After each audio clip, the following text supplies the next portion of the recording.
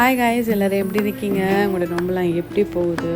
என்னோடய நோன்பு இன்றைக்கி தராவிக்கு அப்புறம் இருக்கக்கூடிய ஒர்க் அப்படின்னு சொல்லிட்டு இந்த விலாகில் நீங்கள் பார்க்க போகிறீங்க. இன்றைக்கி விலாகில் என்ன அப்படின்னு சொன்னால், நாங்கள் கொஞ்சம் இஃப்தார் செஞ்சதுக்கு அப்புறமா எப்பயுமே மஹரிப் தொழுதுட்டு நம்ம தராவிக்கு கெட் ரெடி ஆகிட்டு போகிற மாதிரி தான் இருக்கும். ஸோ நமக்கு வீடெல்லாம் க்ளீன் பண்ணுற ஒர்க் இருக்க மாட்டுச்சு. அந்த அளவுக்கு டைமுமே இருக்காது. ஸோ தராவிக் முடிச்சுட்டு வந்துட்டு 8:30க்கெலாம் இங்கே தராவிக் முடிச்சுடுவாங்க. ஸோ நம்ம தராவிக்கெலாம் முடிச்சுட்டு வந்து இங்கே ஒர்க்கை ஸ்டார்ட் பண்ணியாச்சு.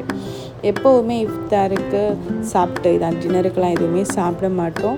இஃப்தாருக்கு ப்ரிப்பேர் பண்ணல ஏதாவது பேலன்ஸில் இருந்தால் டின்னருக்கு நாங்கள் அதை சாப்பிட்டு அப்படியே தூங்கிடுவோம். ஸோ அந்த மாதிரி தான் அன்றைக்குமே பிளான் பண்ணியிருந்தோம். அன்றைக்கு என்ன இஃப்தாருக்கு பண்ணியிருந்தேன் அப்படின்னு சொன்னால், எக் பிரியாணி தான் பண்ணியிருந்தேன். எக் பிரியாணி பண்ணுற பிளான் கிடையாது.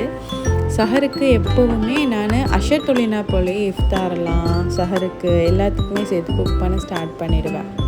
ஸோ அதே பிளானில் தான் சஹருக்கு என்ன பண்ணலாம் அப்படிங்கும்போது எக் கிரேவி பண்ணலாம் அப்படின்னு பிளான் பண்ணினேன். இன்னத்துக்கு எக் கிரேவி பண்ணி இஃப்தாருக்கு இன்னொரு சாப்பாடு செய்ய அப்படின்னு சொல்லிட்டு எக் பிரியாணியாக பண்ணிடலாம். பண்ணினா இஃப்தாருக்கும் சாப்பிடலாம், பேலன்ஸ் இருந்தால் சஹருக்கு மீட் பண்ணலாம் அப்படின்னு சொல்லிட்டு அதை பிளான் பண்ணிட்டேன். பண்ணின எக் பிரியாணியில் கொஞ்சம் பேலன்ஸ் இருந்துச்சு. ஸோ அது எல்லாமே என்ன பண்ணேன் அப்படின்னு சொன்னால் ப்ரீ ஹீட் பண்ண போட்டாச்சு. எக் பிரியாணி மட்டுமே பண்ணி காணாது இல்லையா அப்படின்னு சொல்லிட்டு சிக்கன் கார்லிக் பண்ணியிருந்தேன். சிக்கன் கார்லிக் அப்படிங்கிறது ஃபர்ஸ்ட் டைம் பண்ணியிருந்தேன். ஸோ ரொம்ப சூப்பராகவே வந்துருந்துச்சு.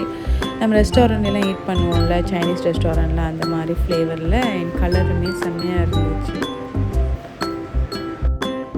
ஸோ அந்த கார்லிக் சிக்கன் கொஞ்சோண்டு தான் இருந்துச்சு. ஸோ அதை குக் பண்ண முடியாது ஸ்டவ்வில் வச்சு அப்படின்னு சொல்லிட்டு நைட்டு ஏர் ஃப்ரையர் தான் இருந்துச்சு. ஸோ அந்த ஏர் ஃப்ரையரில் ஒரு 2 minutes போட்டு ப்ரீ ஹீட் பண்ணி எடுத்துட்டேன். So egg biryani and chicken gravy இது எல்லாமே வச்சு தான் நாங்கள் சஹர் செஞ்சுருந்தோம்.